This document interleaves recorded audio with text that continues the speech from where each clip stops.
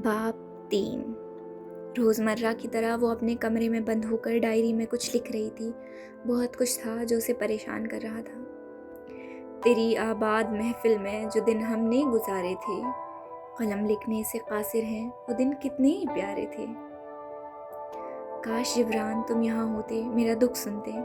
एक तुम ही थे जो मेरे सबसे अच्छे दोस्त थे। तुम मेरे बातों को समझते थे।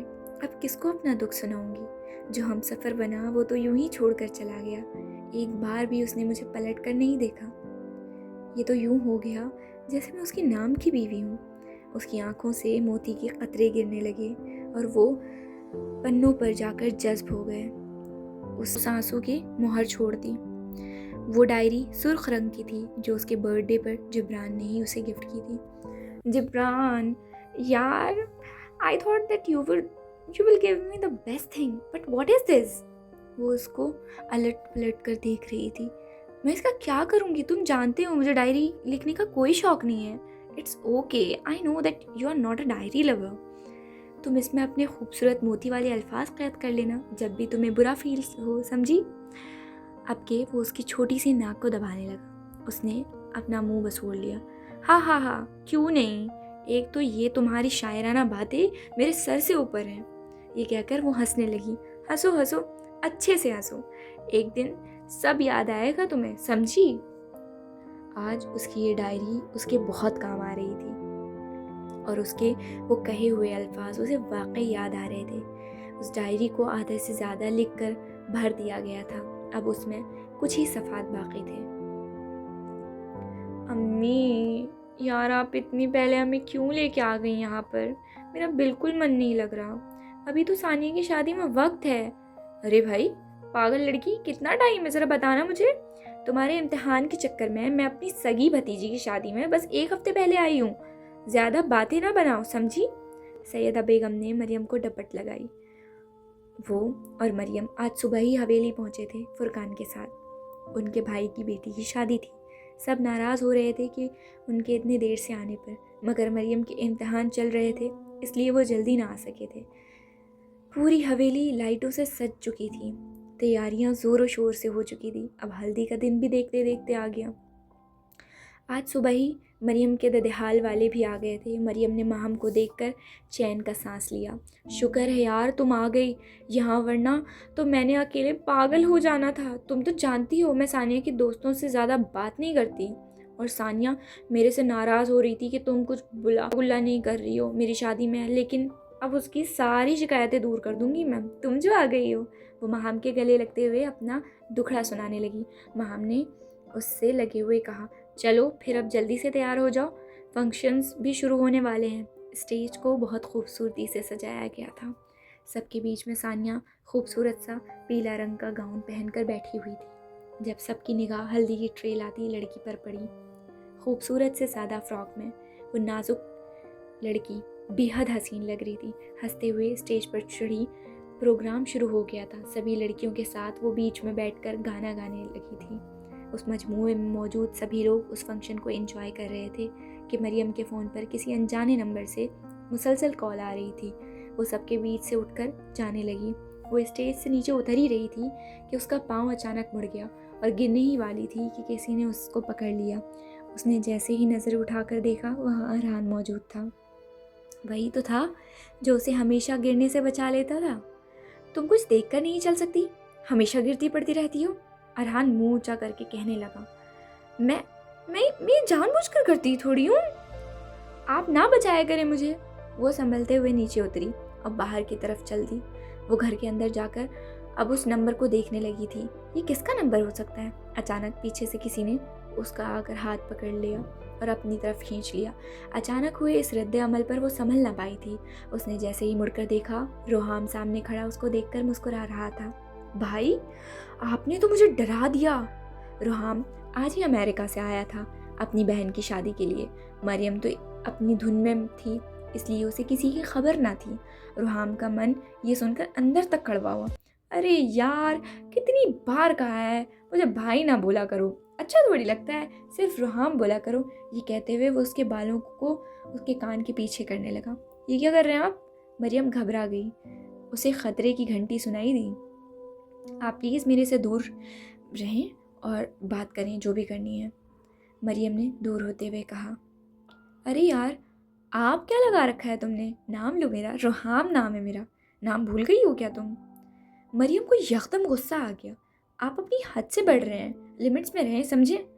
अरे इतना चिल्ला क्यों रही हो? खामोश, मैं तो तुमसे बस बात करना चाह रहा था। उसने जैसे ही कदम बढ़ाया, मरियम उसको धक्का देकर बाहर की तरफ भाग गई और अंधाधुंध दौड़ने लगी कि फिर जाकर वो रोहान टकरा गई। अरहान अब उसको गुस्से से देखने लगा, लेकिन जैसे ही उसने उसकी नज़र मरियम की शक्ल पर पड़ी, उसको देखकर लग रहा था कि वो बहुत परेशान है। सॉरी, मैं वो घबरा कर बोली। क्या हुआ है तुम्हें? अब वो उससे सवाल करने लगा। कुछ नहीं, वो ये कहकर दौड़कर अपनी अम्मी के पास जाकर बैठ गई। वो भी अब सबके साथ जाकर खड़ा हो गया कि उसने देखा कि घर के अंदर से रोहाम आ रहा था और मरियम को ही घूरे जा रहा था। उसको लग रहा था कि कुछ तो गलत हो रहा है, मगर क्या, ये नहीं मालूम था।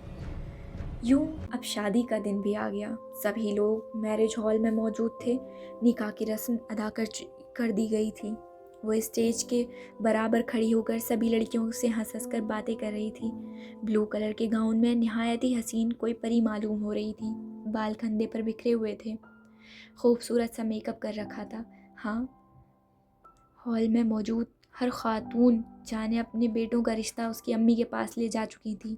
सैयदा बेगम रुकैया बेगम के साथ बैठी हुई थी, जो बस सबकी बातें सुन रही थी। मरियम के मोबाइल पर फिर उसी नंबर से कॉल आने लगी। वो सबसे एक्सक्यूज़ करती, फिर बाहर की तरफ जाने लगी। फिर उसका रास्ता रुहाम ने रोक लिया। कहाँ जा रही हो जाना? वो हंसते हुए पूछने लगा और उसकी तरफ बढ़ने लगा। आपसे कोई मतलब? उसने मुंह फेरते हुए कहा, जैसे उसे उन बातों में कोई दिलचस्पी ना हो। अब तो सारे मतलब मुझसे हैं तुम्हारे, बीबी। और ये सब से हंसकर बातें ना किया करो, मुझे अच्छा नहीं लगता। वो कहते हुए मुंह बनाकर उसको घूरने लगा। उसने अपने हाथ मरियम के गालों की तरफ जाने के लिए आगे बढ़ाए ही थे कि मरियम ने जोर से उसका हाथ झटका। अपनी औकात में रहो, ज़्यादा मेरे बाप बनने की कोशिश भी मत करना, वरना अंजाम बहुत बुरा होगा, समझे? वो अपने दांत मसल कर गुस्से से घुर्रा रही थी। देखो तो, छोटी शेरनी दहाड़ती भी है। वाह, अंजाम से तो ज़्यादा खूबसूरत कुछ नहीं हो सकता, जाने मन। ये कहते हुए वो उसकी तरफ झुकाई था कि किसी ने उसका कॉलर पकड़कर दूर पटक दिया और उसके मुंह पर मुक्कों की बरसात करने लगा। उस अचानक हुए हमले पर वो संभल रहा था कि एक जोर का पंच उसके पेट में मारा गया। उसने चेहरा ऊपर करके देखा तो सामने अरहान खड़ा था। उसकी आंखों में तो जैसे खून उतर रहा हो। वो बिना रुके उसे मारे जा रहा था। मरियम सदमे से बाहर निकलकर उसको रुहाम से दूर करने लगी। अरहान, छोड़ें उसे, तुम बीच में मत आओ। अरहान, प्लीज़, वो इल्तिजा करने लगी तो वो रुक गया। उसने खूबसूरत सा नीला कोट पहन रखा था। उसके बाल अब बिखर चुके थे। अरहाम दोनों को देखकर हंसने लगा। उसकी नाक से खून निकलने लगा। वो अब खड़ा दोनों को देख रहा था।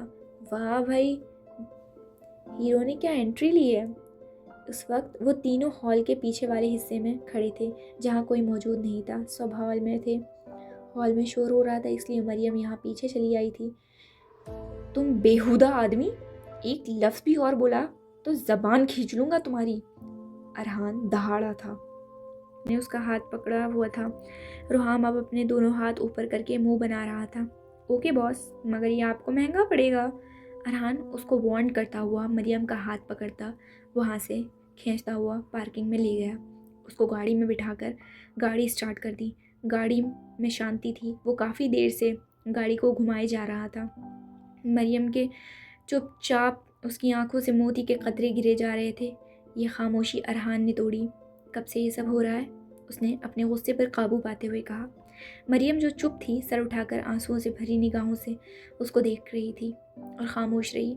अरहान ने गाड़ी को एक किनारे लगाया और उसकी तरफ मुतवज्जा हुआ। मरियम, रो मत, मुझे बताओ। वो उसे जैसे इल्तिजा कर रहा हो। हल्दी वाले दिन से वो मुझे यूँ परेशान कर रहे हैं। उसने सर झुकाए कहा। मेरी तरफ देखो मरियम, तुमने मुझे पहले क्यों नहीं बताया ये सब? अगर आज मैं वहाँ नहीं होता, वो क्या कर जाता तुम्हें पता भी था? अरहान मरियम को हॉल में ना पाकर ही उसको ढूंढ रहा था। कि उसको मरियम के गुस्सा करने की आवाज़ आई थी, तो वो वहाँ पहुँच गया था। अब मरियम उसकी आंखों में देखे जा रही थी। वो उसको समझा रहा था, अब अगर कुछ भी हो तुम्हें तो तुम सबसे पहले मुझे बताओगी, समझी? मरियम ने हाँ में गर्दन हिला दी।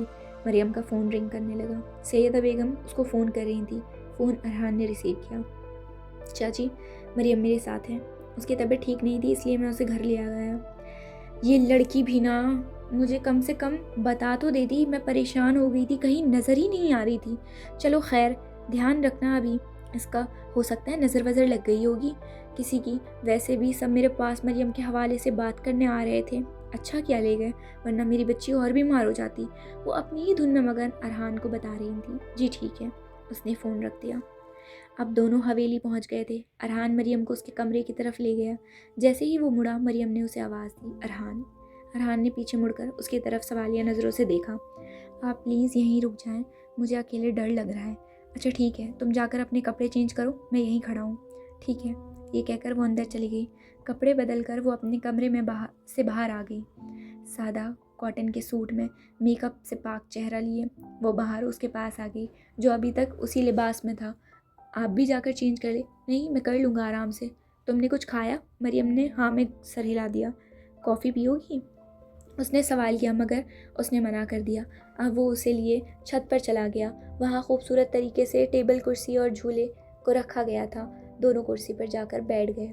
मरियम, जो अरहान के सामने से भी कतराती थी, आज उसको रोके बैठी थी।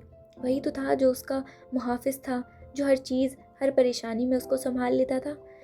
वो अल्लाह से कम सामना आने की दुआ मांगती थी, मगर आज खुद को उसके साथ बैठा देखकर पुरसुकून थी। आज ऐसा लग रहा था वो है तो इस दुनिया की कोई ताकत उसे परेशान नहीं कर सकती। आगे उनकी ज़िंदगियों में क्या होने वाला था, दोनों इस बात से अनजान बैठे थे। दोनों के बीच खामोशी थी। बोलने के लिए शायद उनके पास कुछ था ही नहीं, या शायद दोनों कुछ बोलना ना चाहते हो। वो न जाने कब से कुर्सी से टेक लगाए चांद की खूबसूरती को घूर रही थी, या ना जाने कौन से ख्यालों में गुम थी। और अरहान जो चुपचाप सिर्फ उसी को तके जा रहा था। गाड़ी की आवाज़ सुनकर उसने रेलिंग से नीचे झांक कर देखा और मरियम को आवाज़ दी, मरियम नीचे चलो, सब आ गए हैं। वो अपने ख्यालों की दुनिया से बाहर निकल कर आई और चप्पल पहनकर उसके साथ नीचे चल दी। सभी लोग आ गए थे। मरियम के मामू, नाना, सभी अफराद अब अपने अपने कमरे में जा चुके थे। सैयदा बेगम ने दोनों को आते हुए देखा। क्या हो गया मरियम, ज़्यादा तबीयत ख़राब हो गई थी? उन्होंने फ़िक्रमंदी से पूछा। नहीं अम्मी, मैं ठीक हूँ। मरियम, ज़्यादा तबीयत ख़राब हो गई थी? उन्होंने फ़िक्रमंदी से पूछा। नहीं अम्मी, मैं ठीक हूँ, सर दर्द हो रहा था बस। अच्छा कोई बात नहीं मेरी बच्ची, उन्होंने उसे गले लगा लिया। चलो जाओ, माँ हम कमरे में हैं, उसके साथ आराम कर लो। ठीक है, ये कहते हुए वो वहाँ से चली गई। तुम्हें परेशान कर दिया होगा ना उसने? उन्होंने अरहान को देखते हुए कहा। अरे नहीं नहीं चाची, मुझे भी बस घर आना था शोर शराबे से। अच्छा फिर ठीक है, जाओ तुम भी आराम कर लो। जी ठीक है। मरियम, यार इतनी खामोश क्यों हो? माम फ्रेश होकर उसके बराबर बैठ गई। सब हॉल में तुम्हें ढूंढ रहे थे जूता चुराई की रस्म के लिए, मगर तुम्हें तो कोई खबर ही नहीं थी। और जानती हो, सब रुहाम भाई को भी ढूंढ रहे थे रुखसती के वक्त, लेकिन वो आए ही नहीं। बड़े अजीब आदमी है वो भाई। माम मुंह बनाकर बोलने लगी। चलो अब सो जाओ, बहुत थक गई हूँ। हाँ बिल्कुल।